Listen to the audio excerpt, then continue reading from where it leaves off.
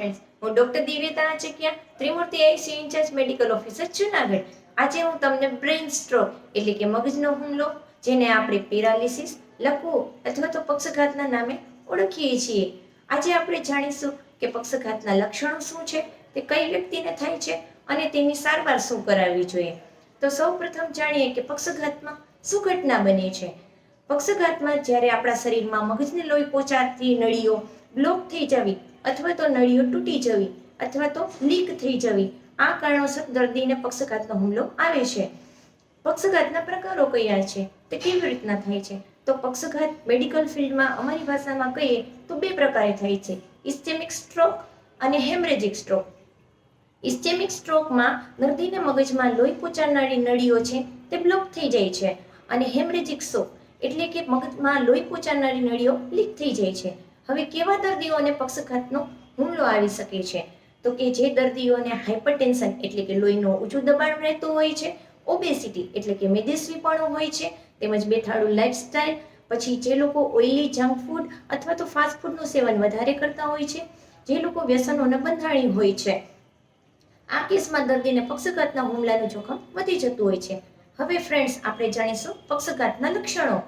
પક્ષઘાતના લક્ષણોમાં 3 મુખ્યત્વે લક્ષણો જોવા મળે છે, જેમાં દર્દીનું મોઢું ત્રાંસું થઈ જવું, સ્પીચ પ્રોબ્લેમ એટલે કે દર્દીનો બોલવામાં થોથવાવું અથવા તો જે શબ્દ બોલે છે તે ક્લિયરલી આપણે સમજી શકતા નથી અથવા તો અવાજ જતો રહેવો. ત્રીજું લક્ષણ કે દર્દીને શરીરના કોઈ પણ એક બાજુના અંગમાં ખાલી ચડવી, દુખાવો થવો, ખોટું થઈ જવું અથવા તો સાવ મૂવમેન્ટ બંધ થઈ જવી. આ 3 મુખ્યત્વે પક્ષઘાતના લક્ષણો છે. જ્યારે કોઈ પણ વ્યક્તિને આ લક્ષણો જોવા મળે ત્યારે તુરત જ સમય બગાડ્યા વગર હોસ્પિટલનો સંપર્ક કરવો જોઈએ અને ડૉક્ટરની સલાહ અનુસાર સારવાર ચાલુ કરી દેવી જોઈએ. પક્ષઘાતના હુમલામાં આવવાનું મુખ્ય કારણ શું છે? તો કે જ્યારે કોઈ પણ વ્યક્તિ બ્લડ પ્રેશર એટલે કે બીપીની ગોળી વગર કારણે ડૉક્ટરની સલાહ વગર જ બંધ કરી દેતા હોય છે, જેથી મગજને લોહી પહોંચાડનારી નળીઓનું પ્રેશર વધી જાય છે અને નળી તૂટી જતી હોય છે. બીજું કારણ છે કોલેસ્ટેરોલ લેવલ. જે દર્દીઓને કોલેસ્ટેરોલ લેવલ હાઈ રહેતું હોય છે તે લોકોની નળીઓ સાંકડી થઈ જાય છે.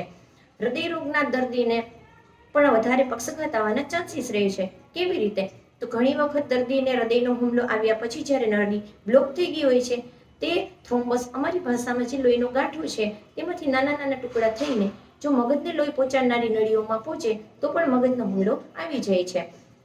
તો મિત્રો, પક્ષઘાતના હુમલાના કોઈ પણ લક્ષણો જોવા મળે ત્યારે કોઈ પણ જાતની બેદરકારી દાખ્યા વગર તુરંત જ હોસ્પિટલનો સંપર્ક કરો અને યોગ્ય સારવાર કરાવો, જેથી કોઈ પણ વ્યક્તિનો જીવ બચાવી શકીએ છીએ અને આ જીવન પથારીવશ થતાં રોકી શકીએ છીએ. આવી જ નાની નાની પરંતુ ગંભીર બાબતોની માહિતી સાથે ફરી પાછા મળશું નવા વિડીયોમાં. ત્યાં સુધી good bye friends, take care.